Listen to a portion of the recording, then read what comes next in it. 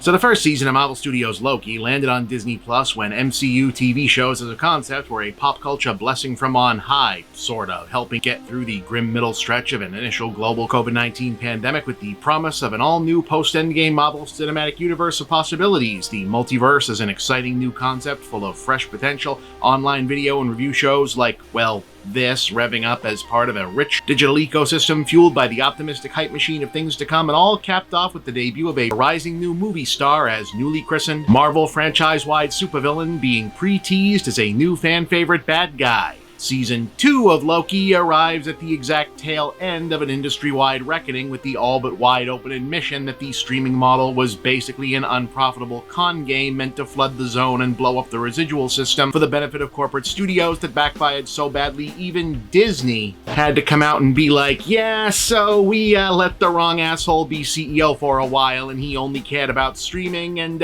we definitely made too many of these fucking things. The multiverse turned out to be a thing that audiences only really selectively were interested in, and even then not very, unless you can get Spider-Man to show up. That online media ecosystem has been algorithmically flipped over and around into a co-opted contrarian hate machine, funneling fandom disappointment energy into monetized political activism for the alt-right, and that rising star has turned into a looming asterisk for several reasons. All of which, to be clear, basically means that this time around, fairly or not, the actual discussion of how good Loki is or isn't will probably end up being overwhelmed by entirely separate discussion of what Loki means about the state and continuum of its wider meta-franchise, because the double-edged sword of getting a lot of fans to show up for every movie and series because you've convinced a lot of them the continuity matters more than it actually does is that a lot of fans don't know the difference between worthwhile storytelling and cataloging the world building, even as on the face of it, by now you'd imagine that anyone so inclined worked out the equation when it comes to the Disney Plus Marvel shows enough to know that the successful ones,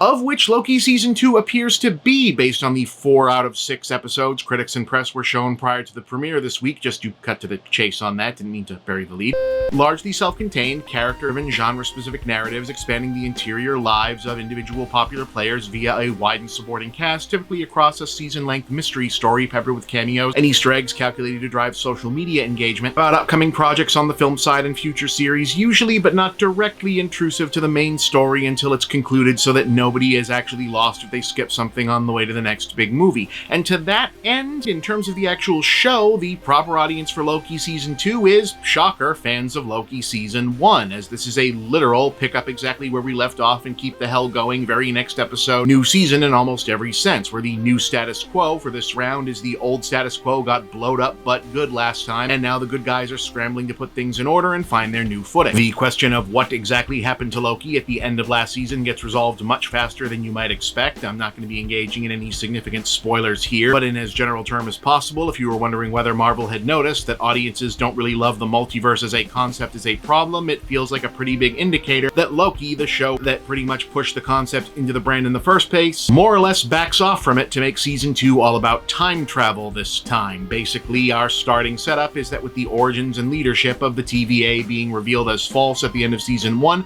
there's a what do we do now factional war within the organization over how, or if at all, the management of the timeline should be conducted. Oh, and also the machinery that holds everything, as in reality and the universe, together needs to be repaired to handle all the changes that Season 1 has wrought. So our meta-narrative is literally, oops, we made too many Marvel things at once, and now the machine that makes the Marvel things needs to be fixed somehow, and it might break down. Loki, please come save us. Subtle. And also, everybody is bopping around the timeline, trying to find, or stop, or help, or control, or understand, or whatever, a pre-himself version of He Who Remains from the end of Season 1. Exactly what that entails, how much of the season he does or doesn't appear in, etc., would be giving away kind of a lot, but if your question specifically is, did they recast this role? Not so far. The main attraction in terms of new characters is Ke Huy Quan as a TVA repairman named Ouroboros, who is apparently in charge of building and fixing everything, and may always have been, somehow, but also somehow not. It's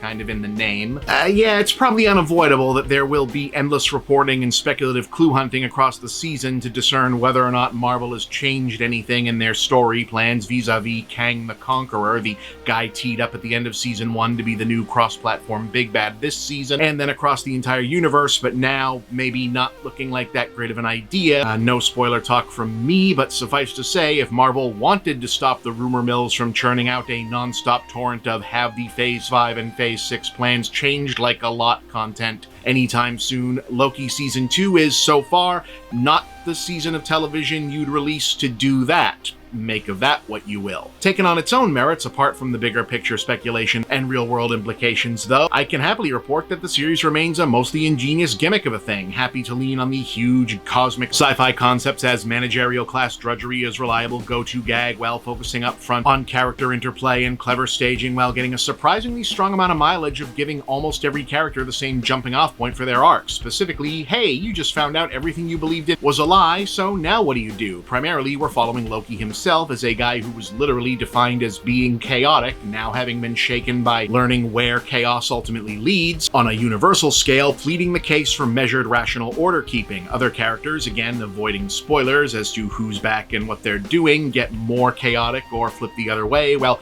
Owen Wilson as Mobius remains so completely unflappable in the face of everything going on, everyone else is starting to ask, why exactly is he like that? The caveat, of course, is that this could all change dramatically for better or worse in the 2 episodes Marvel did not show to critics before airing, but thus far, Loki is a strong return to form as its own unique item, and even as the conversation will inevitably center on the wrong things, it certainly won't be boring as it does. I enjoyed it. Check it out.